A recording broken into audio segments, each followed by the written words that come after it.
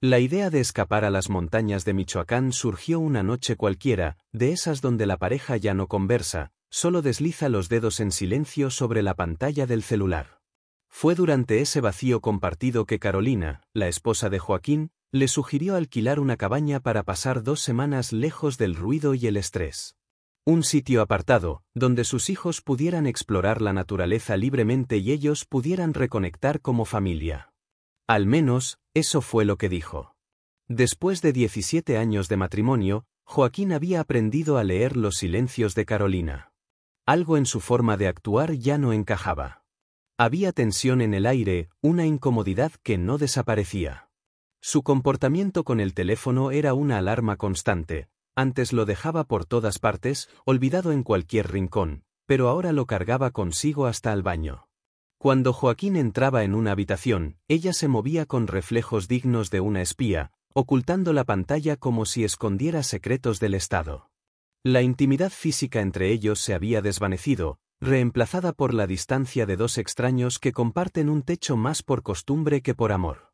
Carolina evitaba sus besos nocturnos con excusas de agotamiento, culpando al desgaste que le generaban los inmuebles comerciales heredados de su padre.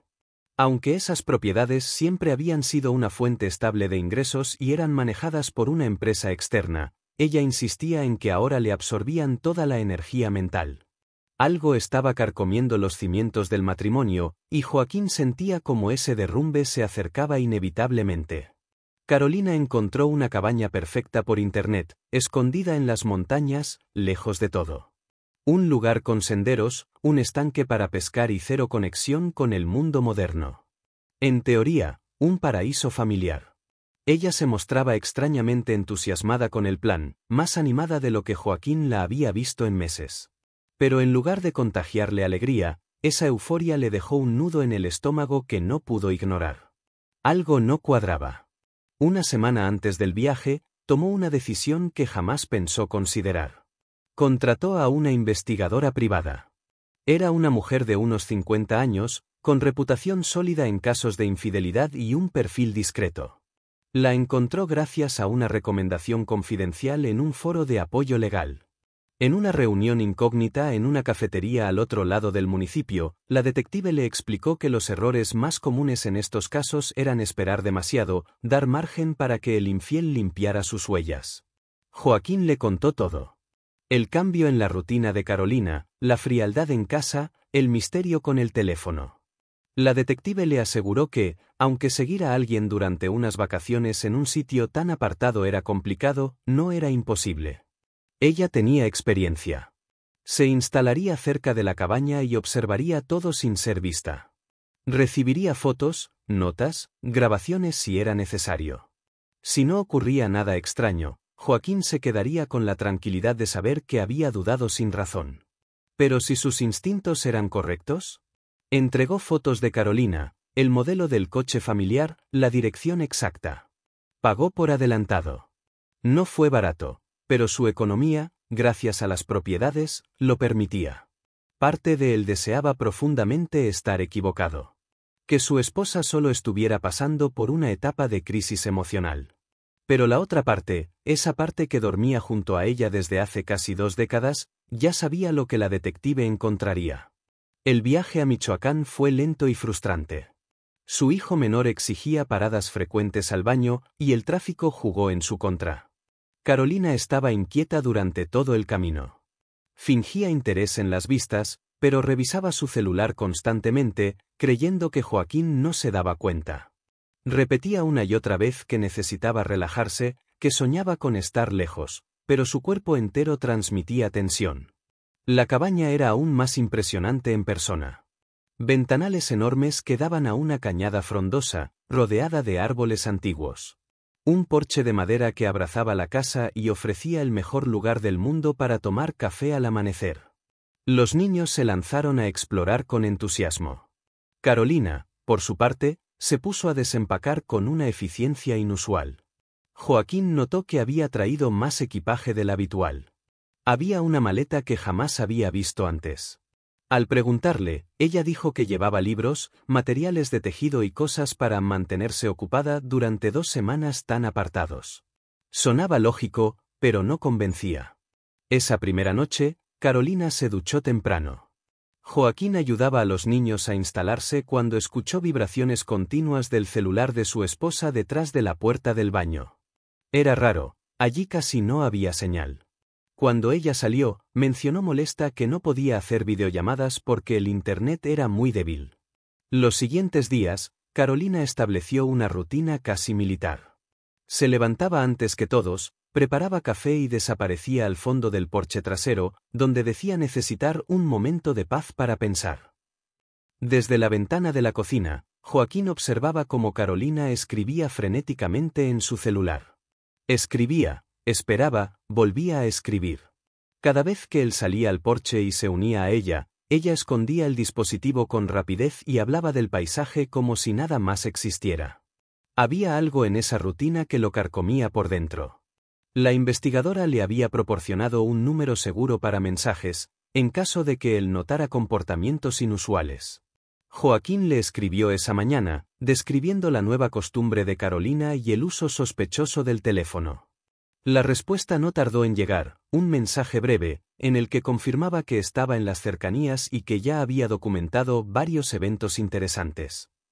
No dijo más. Ese silencio, en lugar de calmarlo, solo le intensificó la ansiedad. Ese mismo día, Carolina propuso que Joaquín llevara a los niños a una excursión a una cascada cercana. Ella, según dijo, prefería quedarse a descansar. La caminata era larga, el terreno irregular, y alguien debía quedarse por si surgía alguna emergencia en la cabaña. A Joaquín le extrañó la sugerencia. Carolina siempre insistía en actividades familiares, especialmente durante las vacaciones. Aún así, aceptó sin cuestionar demasiado. Ya sabía que algo no estaba bien. Quizá, al dejarla sola, podría confirmarse. Programaron la salida para el final de la semana. Ella se mostró más cariñosa esa noche que en todo el último mes. Le hizo preguntas específicas sobre a qué hora saldrían, cuánto tiempo estarían fuera, a qué hora planeaban regresar. No era curiosidad, era logística. Y eso lo dejó aún más inquieto. A la mañana siguiente, la detective le pidió esos mismos detalles, horarios precisos de salida y retorno. Necesitaba ajustar su posición y preparación mientras Joaquín no estuviera en la propiedad. Él sintió que ya no estaba planeando una simple excursión, sino coordinando una operación encubierta. Todo eso lo estaba desgastando. El comportamiento de Carolina, sus gestos suaves pero falsos, sus sonrisas calculadas. Cada palabra que ella pronunciaba le perforaba el pecho. Pero él seguía adelante. Las montañas de Michoacán eran el escenario del que probablemente sería el último capítulo de un matrimonio de casi 2 décadas. El día de la excursión amaneció con un calor inusual para esa época. Los niños estaban entusiasmados, armados con mochilas, bocadillos y su curiosidad intacta. Carolina preparó un almuerzo con un nivel de detalle que no era común en ella. Empacó meriendas que solía olvidar. No solo no se molestó porque se iban sin ella, sino que casi los empujó fuera. Joaquín cargó el auto alquilado mientras Carolina los despedía desde el porche, agitando la mano con una sonrisa que parecía sacada de una postal. Todo era demasiado perfecto. La carretera hacia la cascada era sinuosa, y el hijo menor terminó mareado. Aún así, disfrutaron el día, caminaron, se mojaron los pies, comieron a la orilla del agua. Pero Joaquín no podía relajarse. No había señal telefónica en ese lugar, y eso lo llenaba de impotencia. ¿Qué estaría ocurriendo en la cabaña mientras ellos jugaban en el bosque? Su mente no paraba. Veía a sus hijos reír, y al mismo tiempo sentía que el mundo se le desmoronaba por dentro. Regresaron antes de lo previsto. El calor se volvió insoportable y los niños estaban exhaustos. Cuando llegaron, Carolina parecía sorprendida, como si no los esperara tan pronto. Abrió la puerta de la cabaña con una sonrisa exagerada, casi teatral. Su ropa estaba húmeda, su cabello desordenado, como si acabara de salir de la ducha. Llevaba un conjunto que Joaquín no recordaba haber visto entre sus cosas. Y en el aire había un perfume fuerte, masculino, costoso, definitivamente no suyo. Carolina dijo que había pasado toda la mañana limpiando, lo cual explicaba, según ella, su estado físico. Pero la cabaña no se veía más limpia. Y su insistencia en cocinar algo en ese instante, justo después de que ellos habían comido en la excursión, parecía una forma de mantener las manos ocupadas. Esa noche, después de que los niños se durmieron y Carolina se acomodó en el sofá con un libro, Joaquín recibió un mensaje. Era la investigadora: tenemos que hablar esta noche. Necesitas ver esto. Salió de la cabaña diciendo que necesitaba despejarse. Ella apenas reaccionó, decía estar muy cansada. El punto de encuentro estaba a unos 800 metros de la casa, dentro del bosque. Era un sitio silencioso, apartado, donde el mundo parecía detenerse. La investigadora no dijo nada al verlo. Solo le entregó un sobre. Su rostro, serio y firme, decía todo. Había hecho esto muchas veces antes, y sabía lo que venía. Joaquín abrió el sobre. Las fotos eran claras, nítidas. No había lugar a dudas. Carolina abría la puerta principal de la cabaña, dejando entrar a un hombre que Joaquín conocía. No un extraño. No un amante secreto. Un conocido. Alguien con quien habían compartido cenas. Otro padre, otro esposo. Alguien de su propio círculo. El hombre llevaba una mochila y un bolso con ropa. Entraba como si fuera su casa. La investigadora fue clara: el hombre había llegado exactamente 20 minutos después de que Joaquín saliera con los niños y se marchó tan solo 10 minutos antes de su regreso. Todo estaba registrado: placas del coche, fotos de ambos juntos en la entrada de la cabaña, horarios precisos. La evidencia no dejaba espacio para la duda. Era real, era concreta. El matrimonio estaba muerto, aunque él aún no sabía cómo vivir con esa certeza. Joaquín regresó a la cabaña sin decir palabra, caminando entre árboles como un fantasma. El resto del viaje fue una pesadilla silenciosa. Sonreía, conversaba, participaba en las actividades familiares como si no llevara una herida abierta en el alma. Carolina, ajena a todo, continuaba con su representación de madre devota y esposa comprometida. Incluso sugirió extender la estadía unos días más, lo cual habría sido cómico de no ser tan devastador. Él jugó su papel a la perfección, como un actor que ya había memorizado su guión. Aceptaba los abrazos de Carolina, respondía a sus bromas, cenaba con ella bajo las luces cálidas de la cabaña. Por dentro, solo esperaba que la semana terminara. La investigadora siguió con su vigilancia, pero no volvió a detectar contacto alguno entre Carolina y su amante. Al parecer, una sola mañana le había bastado. Al volver a la ciudad, Carolina lucía melancólica. Dijo que las montañas le habían hecho bien, que quizás allí era donde la familia debía refugiarse más a menudo. Joaquín no respondió.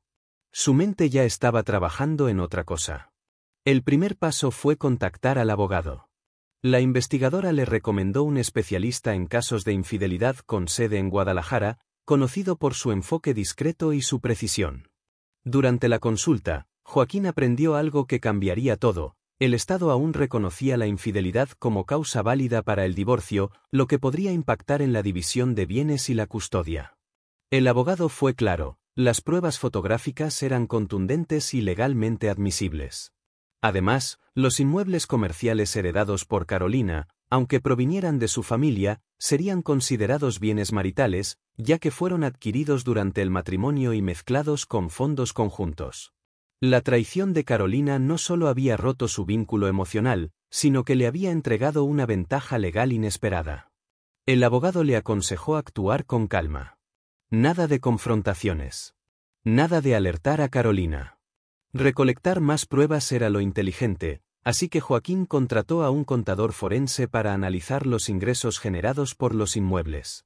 Mientras tanto, la investigadora siguió vigilando discretamente, aunque Carolina se volvió más cautelosa tras el regreso del viaje. Durante los 3 meses siguientes, Joaquín vivió como si todo estuviera bien, mientras en silencio desmantelaba su vida con Carolina. Cada desayuno compartido, cada charla sobre los niños, cada momento de falsa intimidad, era una tortura. Carolina no parecía notar el cambio. Pensaba, quizá, que él atravesaba una crisis de edad, algo pasajero. Cuando por fin llegó el día de presentar la demanda de divorcio, la reacción de Carolina fue de absoluto desconcierto. No entendía nada. No sabía que la aventura que pensó que quedaría en las sombras estaba perfectamente documentada y empaquetada para el tribunal. Su abogado, al ver las fotos, no tuvo más opción que aconsejar una negociación rápida. El patrimonio familiar fue dividido, Joaquín se quedó con la casa, y la custodia de los hijos se acordó de forma equitativa, 50/50. Carolina fue obligada a pagar una pensión alimenticia durante 6 años. Uno de los edificios heredados por ella fue vendido para cumplir con las condiciones del acuerdo. Y lo más irónico de todo, el amante también perdió su matrimonio. Su esposa descubrió todo y se llevó consigo a los hijos y la estabilidad que él creyó poner en riesgo sin consecuencias. Joaquín nunca le dio a Carolina la oportunidad de disculparse. No hubo confrontaciones, ni gritos, ni escenas. La legalidad fue el muro entre ellos. Todo fue tramitado por abogados. Frío, limpio, irreversible. Esas montañas de Michoacán sí le dieron a la familia lo que necesitaba. Pero no de la forma en que Carolina lo había imaginado. Ese viaje que ella planeó para facilitar su aventura, fue, sin saberlo, el primer clavo en el ataúd de su matrimonio. Like, suscríbete y pulsa la campanita para no perderte las próximas historias reales.